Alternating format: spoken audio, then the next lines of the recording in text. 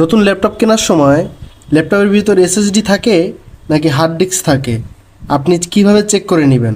কারণ আমরা ল্যাপটপ খুলে দেখতে পারি না যে তার ভিতরে অ্যাকচুয়ালি কী আছে। সো এটা চেক করার জন্য আপনি কাজ করবেন কি, আপনার যে কিবোর্ডের উইন্ডোজ বাটন এবং আর এটা একসাথে ক্লিক করবেন। ক্লিক করার পর আপনাদের রানের যে বারটা চলে আসবে, তো এখানে চলে আসলে আপনি সিম্পল লিখবেন DFRGUI, এটা লিখে এখানে ওকে ক্লিক করবেন। ওকে ক্লিক করার সাথে সাথে দেখেন আপনার কয়টা ড্রাইভ এখানে আছে। দেখেন আমার সি ড্রাইভ আছে সলিড স্টেট ড্রাইভ, ঠিক আছে, তার মানে হচ্ছে এটা এসএসডি, এবং পরগুলো দেখেন লেখা আছে হার্ড ডিস্ক ড্রাইভ, তার মানে এটা হচ্ছে হার্ড ডিস্ক, ঠিক আছে। সো যেটা হচ্ছে গিয়ে এসএসডি সেটা সলিড স্টেট ড্রাইভ লেখা থাকবে, আর যেটা হার্ড ডিস্ক সেটা হার্ড ডিস্ক ড্রাইভ লেখা থাকবে। সো এইভাবে আপনি বুঝে নিতে পারেন যে আপনার আসলে ড্রাইভটি কোনটি। সো ভিডিওটি ভালো লাগে ফলো দিয়ে রাখবেন এবং ইউটিউবে দেখে গেলে সাবস্ক্রাইব করে রাখবেন।